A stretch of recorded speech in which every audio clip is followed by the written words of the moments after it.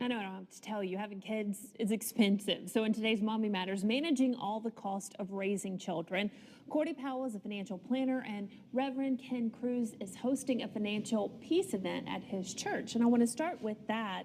What is this, and what can you learn from it to help your financial life? I think the important thing to remember is that our financial lives are spiritual issues. The Bible speaks a great deal about money and how we deal with it and that kind of thing. So we're offering something called the Financial Peace University. And Dave Ramsey is the beginner of that.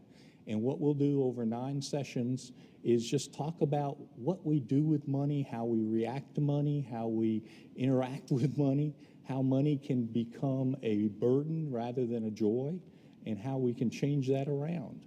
I know a lot of people struggle with money and finances, Cordi, but it's especially difficult if you have children and you're trying to, say, save for college, but just make ends meet from month to month. What is your advice for families? Well, first, you need to have a budget. A lot of people do a lot of mental math, or maybe they're using the ATM receipts to figure out what's in the checking account.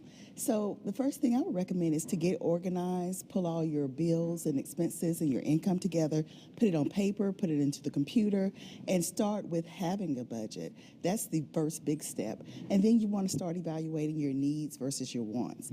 Contrary to popular opinion, cable TV and satellite TV are not a need, and everyone in the house having a cell phone is not a need. So, you want to look at your needs and wants and maybe start trimming there. And then you want to start to look at some of those budget bandits, I like to call them, those automatic drafts that you have going on. I know it's January, so everyone may be in the gym, but in March or April, you want to look at that gym membership that was on automatic draft that's still coming out of your checking account or still on your credit card account. Those are little budget bandits that kind of throw things off. And I think that when you are in relationships with your spouse or with your children and money's tight, it becomes even more challenging. Is that something that's addressed in all of this, and how to handle all of that? It is, and what the emphasis is on, that we don't want the money to ruin the relationships. Right. And that can happen a lot. And not just the relationship with people, but the relationship with God, the relationship with our spouse.